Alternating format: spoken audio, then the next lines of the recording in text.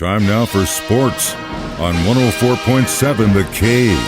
Here's Ned Reynolds. Ned Reynolds, Mike the intern, in the studio on a sad Monday morning. You want to talk about the Eagles first before we talk about the Chiefs? Eagles will be not mentioned. Yeah, right. Well, lucky you. All right, well, I think this is another case where the Chiefs beat themselves in Wisconsin. Well, you knew it was going to be a very tough game when Mitch Holthus missed the broadcast after 503 consecutive broadcasts of the Chiefs. 503. He was diagnosed with COVID over the weekend, so they had to bring in a sub-announcer, a fellow named Ari Wolf. I don't know who he is, but the broadcast was not, it was just not the same. No, heavens no. And I dare say, and this is, I don't know this for a fact, but I think if Art Haynes had been able to, he would have been the play-by-play. Oh, yeah, it would have been great to hear Art do that. As far as the game is concerned, there's a disconnection somewhere with this Kansas City team. And what it is, I don't know. Patrick Mahomes threw for only 210 yards. He did have one touchdown, but he had an egregious pick. I don't understand that one at all. He overthrew his receiver and right into the hands of a running. I will admit the defender did a nice job of catching the ball, but that just was not a Mahomes play. And he didn't play the way Mahomes is capable of. Now, I'm going to throw in the weather caveat here because it was cold up there, not to Green Bay fans, but the Chiefs it was. Does that make a difference? I don't know. Mahomes only has 3 receivers on whom he's counting right now, Kelsey, and I think you have to put Pacheco in that group, and maybe Rashee Rice. But the others are just, they're not there. They're disappearing. Valdez-Scantling playing back in his own territory. He had just a couple of catches. And Kadarius Toney got none and wasn't even targeted. Why is this guy even in uniform? Remember what the New York Giants fans said? Hey, he's your problem now when they got him last year. Is he injured? Well, he's always injured. The Chiefs are also, they did not show a lot of poise last night. These teams, you have to understand, Mike, when you're in playing football, an aggressive game and a game of physical contact, when you show a corresponding level of aggressive play, those teams are going to get a little angry.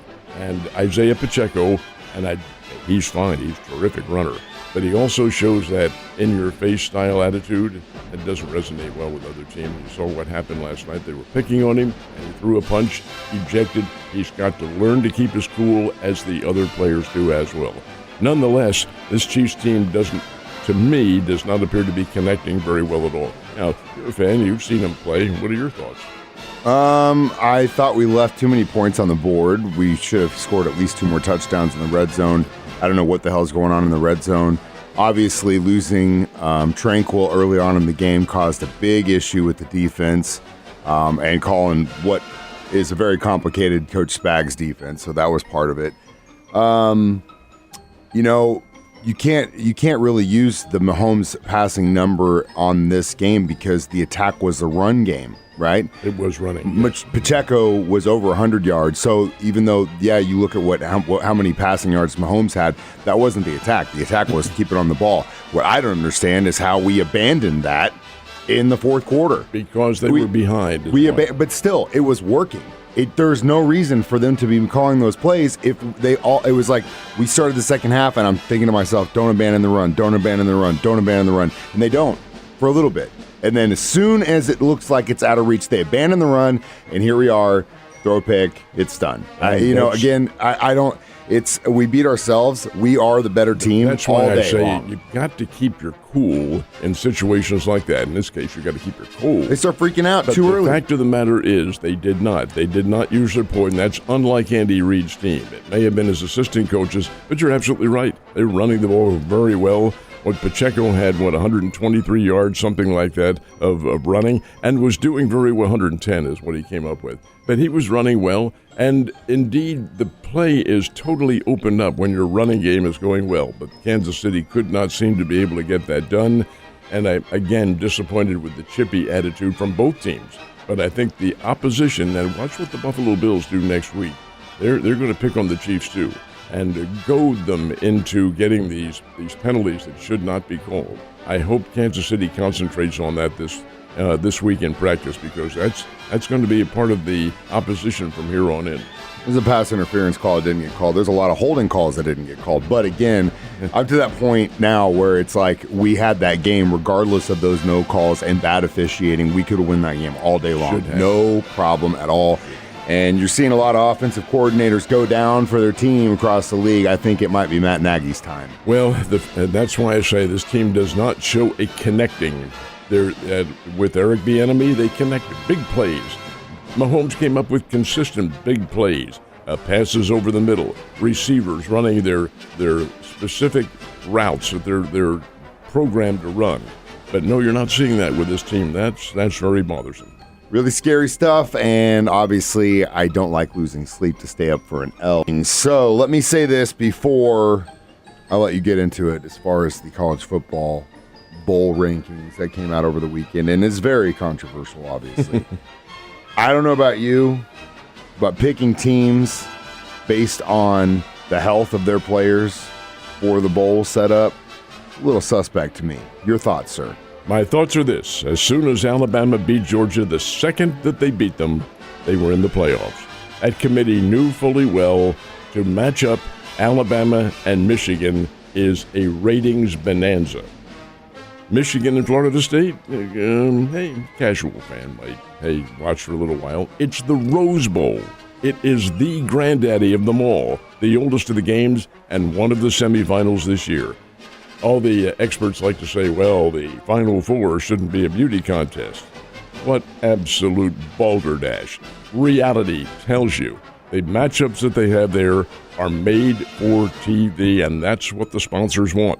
They're spending big bucks. And the big bucks are not for Florida State versus Michigan. They're for Alabama versus Michigan. Now, does Alabama deserve to be there? You bet. Does Florida deserve to be there? Of course they do.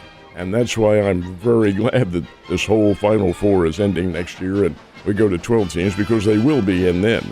But the fact is that Florida State does not have the tradition, and they've been around, the great All-Americans. Deion Sanders went there, and they had big years under Bobby Bowden. But they don't have the tradition that Alabama does, nor the viewership, nor do they have the visceral reaction.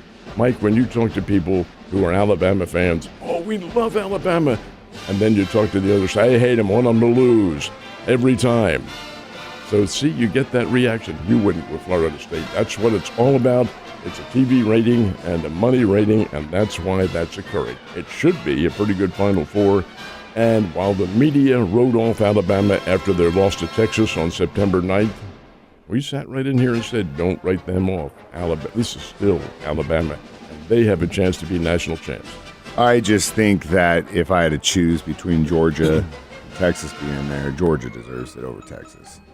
Well, they had a great year. I mean, the record's the same. The way sports operates, it's what you do at the end, not at the beginning. Yeah, but record's the same. Texas obviously lost to Washington. They almost lost to K-State. K-State almost ran it. If that game had been in Manhattan, I believe 110% K-State wins that game. So then where are we at?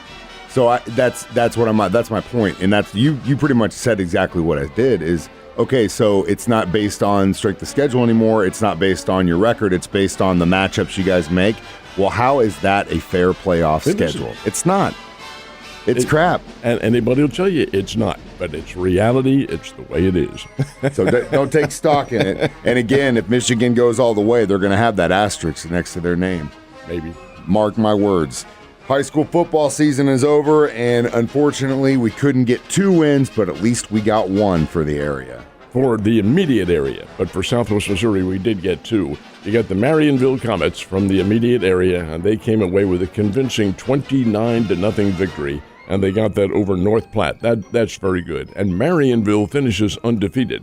Now, in Class 2, our neighbors to the west, Lamar, came away, and this is a remarkable game. That matchup was Lamar versus St. Genevieve Valley.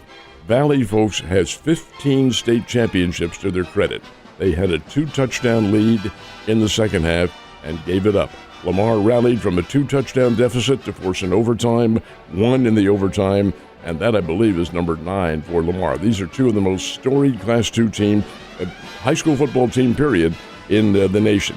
Now, we have to give out, I should say in the state, I have a shout-out to the Republic Tigers from Western Greene County. They were consensus underdogs to Cardinal Ritter from St. Louis. Cardinal Ritter's huge, and they're a big team. They have 4 Division I prospects on there, and they were favored. Republic stayed with them, gave them a classic battle. Cardinal Ritter won at 38-25, but Republic was right in there all the way, battling, showing St. Louis area that football is played down here in the Ozarks, and we can play it very competitively. I thought Republic, congratulations to them. They had a great season.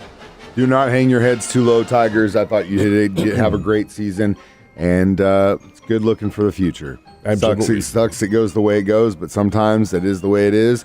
Look, see also last night for us Chiefs fans. Speaking of which, going to be a quick turnaround for the team. They're back to work tomorrow because they got the Bills coming in on Sunday afternoon. It's a late Sunday afternoon game at 3:30 kickoff. It's one of those America's Game of the Week, or however these television networks bill it.